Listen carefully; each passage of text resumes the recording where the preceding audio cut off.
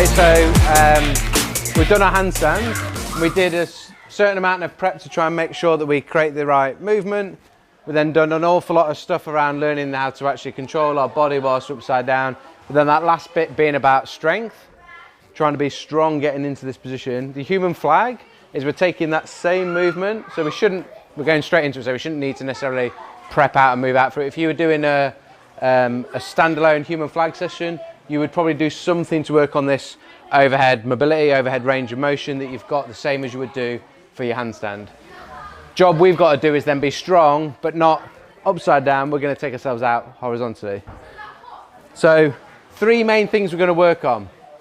We'll break it down and we'll build it back up. When we first wanted to try and learn the human flag, I think I originally thought it was Photoshop when I'd seen it done.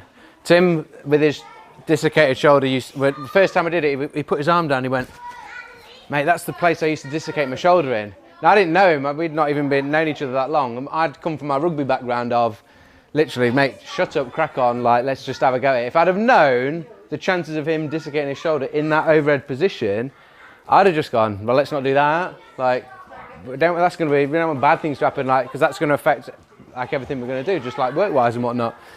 But luckily, I had a stupid rugby mentality still, because I'd only just finished playing rugby, and we did it, and alongside the work with handstand improving, as I said, overhead shoulder stability and strength you can produce, you need that same quality of shoulder stability, particularly in that bottom arm, that's going to act as an anchor. It's going to be anchoring down and you're pushing away. Just like when we're upside down in the handstand and we're pushing the floor away to make ourselves nice and long. It's that same push away there. The top arm is cranking down. So we're going through some active hang positions, but the job is to try and pull that shoulder blade down and connect it in towards the hip on that top side. And that's the third portion. The final part, getting that hip then to connect upwards. If the hip can connect up and pull up, that lateral trunk strength to pull ourselves up, that's what keeps you out horizontal. So push, pull, hip driving up. As long as your legs stay connected to your hips, which they should do, then you're going to get yourself out horizontal. It's just then we've got to get into good shape. So the flexibility to get into this position through. If I can't open this bottom shoulder up because we're tight, just like in a handstand, I'm not going to be able to create the shape. I need that good position to be my stable foundation. And then I've got to then just crank in some strength.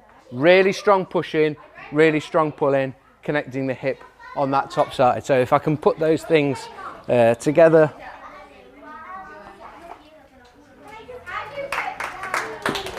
I got a clap. The world record's 1 minute and 6 seconds. By this massive, tiny little Japanese dude. So when we were trying to learn, we went, okay, how do we do that? Go on YouTube. How to do human flag. There was a guy literally gave his phone to his missus and go, "Film this, we're going to do a tutorial, human flag. You ready?" Just did one. And we went, okay, well, I now know that you can do one, but you haven't explained it at all to us. So one thing we've not necessarily talked about an awful lot so far this weekend is background before we did any calisthenics tour was Tim had been doing 5 years of S&C in the Paralympic sport. I joined that coaching team with him. And when we're training Paralympic athletes, you can't just do squat, bench, deadlift, or, if we've got a sprinter, we should be doing deadlift, we should be doing power cleans, as the textbook would say, and we should be doing squats. But when someone's got, through knee amputee, you can't do those things. So we have to change the training environment to suit them to get the same result. So we were used to problem solving. So what we went, okay, well, what do you need to do in a flag? Problem solved it. Of going right, we need these 3 things. And then it starts to go, where am I weak in those things? And build then exercises to match those things. Work on them separately to build up the strength of those 3 components. We need to do something to give us the chance to feel that movement pattern. So connecting those 3 together. And then we've got to spend some time getting strong in those shapes. So the same sort of process, but just a different position. The nice thing about it linking from the handstand is, it is a handstand shape. It's just different components in terms of strength. Yeah. So one of the first, we've done quite, some of the stuff we were doing in the warm-ups on the floor when we were going on one side and coming out. Some of that's quite nice because we're opening the shoulder up and getting used to being on one arm. That's starting to used to this shape where we're externally rotated, so arm opened up. It gives us a chance to get there in a really nice position, and we want the head of that humerus driving in to the body. So we've been doing a little bit of that already. So I'll show you one other thing on the floor. But the thing we haven't touched on yet, because we haven't done any necessarily pulling, is the difference between a dead hang, where I'm just resting completely slack, and active. So rather than my ears being by my shoulders, I used to get bullied at school for having big ears. So my job is to try and show you them, but I'm still a bit sensitive about it. I'm trying to drive my shoulder blades down to raise me up. Nothing coming from the elbow, all just coming from the shoulder blade. So like mid-lower traps to drive those down. My job on the human flag is I must be able to do that and then let go gradually if I can and be able to hold on that one side and still creating tension. If I lose that and slump, internal rotators, those pecs and lats that are tight, will wind me inwards. My job is to pull and set. Yeah? So I'm creating torque, that external rotation that's hard to do, and fighting against all those tight internal rotators and driving, keeping that down. That's pulling that shoulder blade down into a nice position that I'm then able to create force from. And then straight arm pulling strength. So that's the active hang for the push. For the pull on that top side. The bottom arm, we're going to get into just something like really specific for this flag. So as I say, we've done some of those crawling patterns where we've moved and we've explored some of this, so it's not too alien.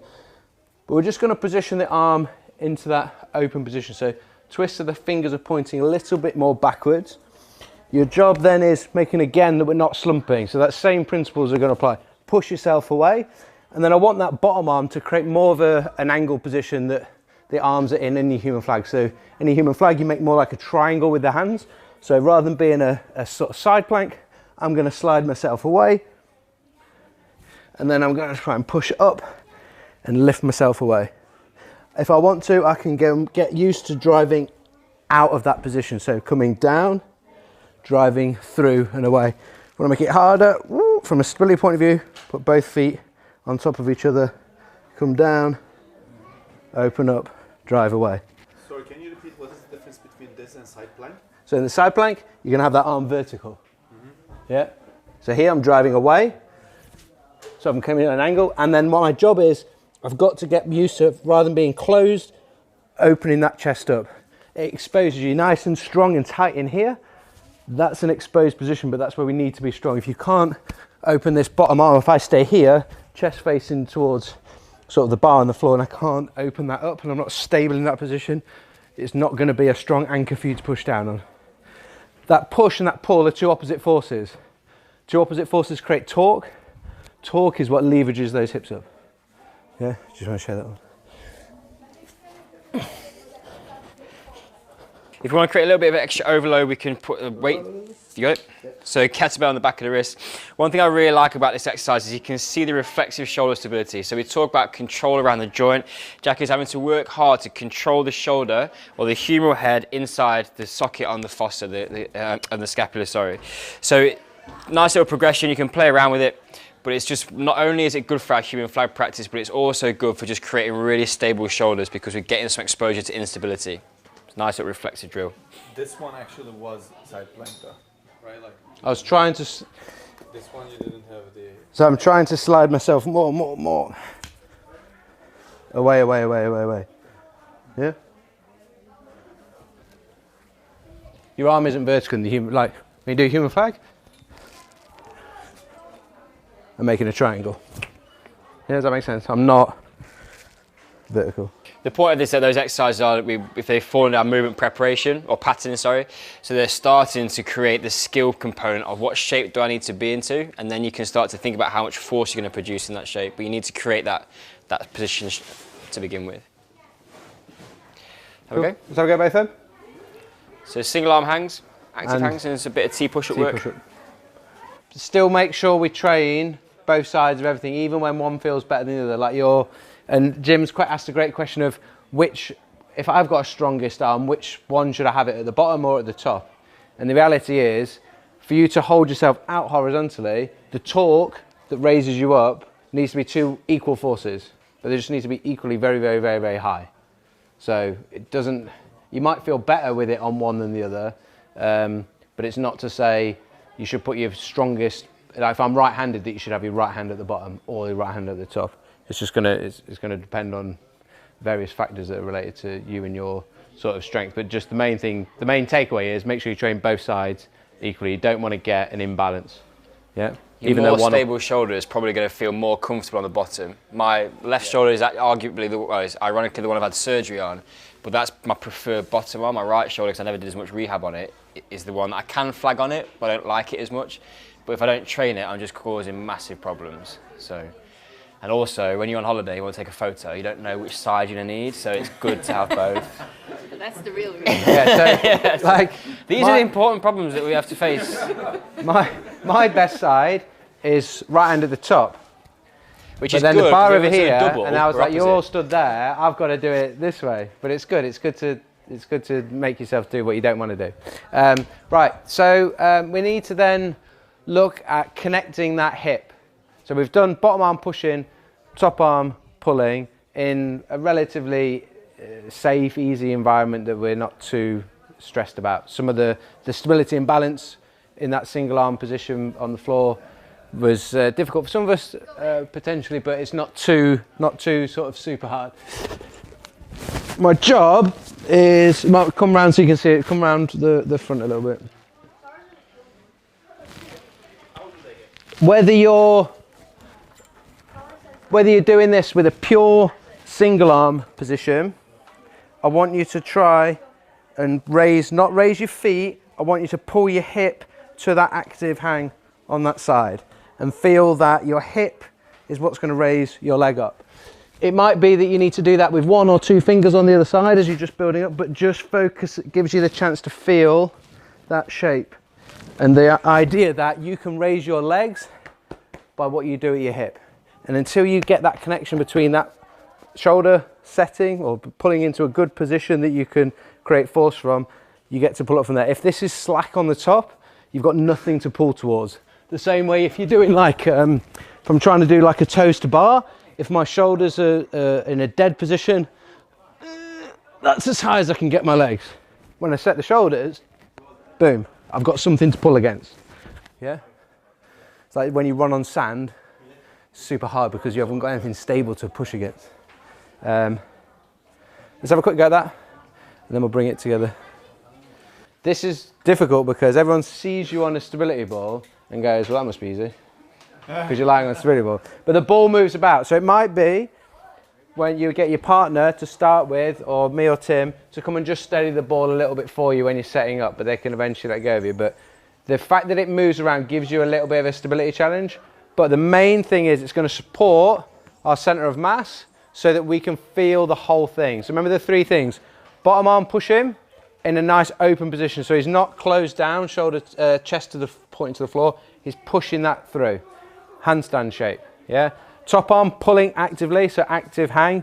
What we've just done, shoulder blade pulling down. And then he's going to try and connect the hip up to that. So he's got push, pull, and when he raises the hip up, more, we get pulling here, then the legs start to raise up. So we're going to feel this section here. So let the feet go down, lose that bit, and then pull the back up. Yeah, he's not raising the feet, he's raising the hip to that top arm pull. Yeah. That gives you a chance to feel those 3 things in action. Yeah, you're going to feel an awful lot through that top side on this exercise, and less so through the bottom. That gives you a chance to feel the whole thing. Another second one I'm going to show you to do, and you can have a play at both of these, is on here, angle flag. Again, just come forward a little bit so you can see a bit more comfortably. Trying to be out fully horizontal is the most difficult in terms of fighting gravity.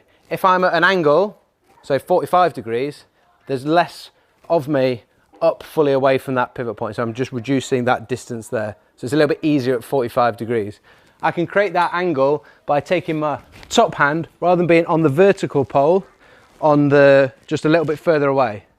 The closer that top arm is to here, the more chance I have, if I'm strong enough, to pull myself all the way up. But my job then is to put these 3 things into action. So Chest not facing the bar, chest opened up. So even just getting used to that, pushing away and feeling that bottom arm position. See how that's the same as that T push-up, but I'm just hanging from the bar. Once I'm in there, pushing hard away, top arm then pulls in, see that action? And then hip pulling up.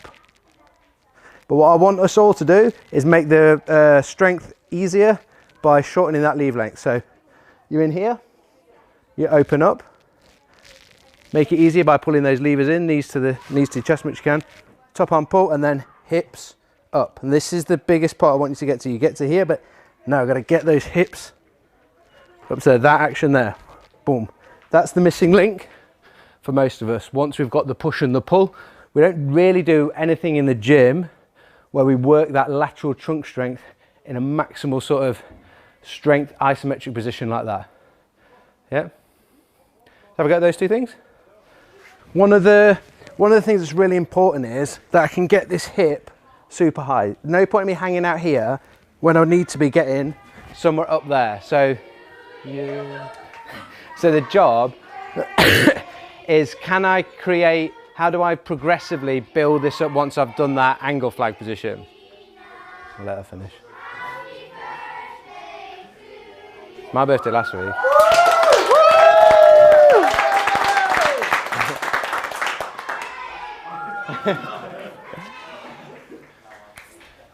So, a couple of things I can do to progressively change this. I've got two options. Always making sure you're getting that hip super high, nice and high.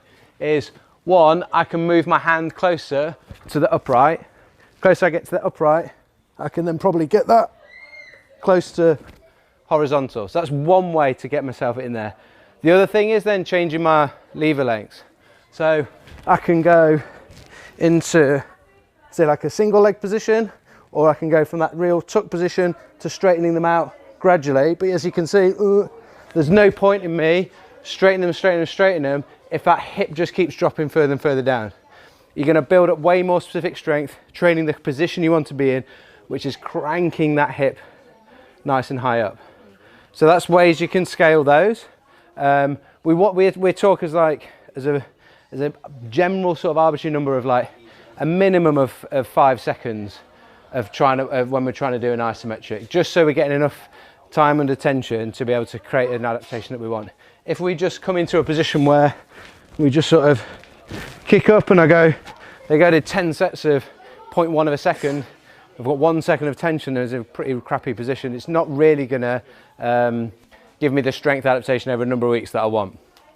But saying that, some of us then need to look at how do I get into a position where I start to use this full vertical bar. So to start with what we call like a vertical flag, can you just create this shape where you're not holding the top bar and just dangle? Yeah. Next up, can actually get up into that tuck position. And then you want to be able to hold that tuck in the same way we were doing that, and then progressively build out your lever length. So having one leg straight, one leg bent, and you can move. What's nice when you have that position, like the top knee on top, that then lets you progressively change that position. So you actually know, right, last week I had my heel on my knee, now I've moved a little bit further. You can progressively change that. And then was the last question about coming down and up? Yeah, Flavia was just asking about, she said we don't do a lot, she doesn't see us doing a lot of lowers. So some people kick up high and lowering. Jacko's done a bit of that. I don't like it because of the position it puts my shoulder in. I don't want all of my weight in that position, which I used to think was going to be a big problem for me. So I generally avoid it and just pull into it. But it is an option to go up and then stack your body weight over the base support, which doesn't require a lot of strength. It's just an unusual position. And then just lower down. And you can ramp the force then as you come down closer to the horizontal. Yeah. So we can use whether you're tucked or whether you're single leg, or even you can straddle before you go for the full thing. Use those progressions in that same medium. What Chat had a question about, he said he learnt it by lowering down, that what we want to make sure that we do have is we want to have strength, not just in one portion. Don't make him swear.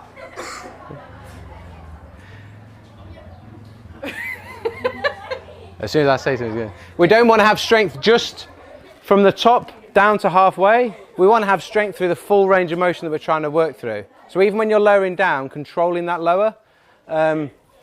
But as Tim said, I haven't done this for a while.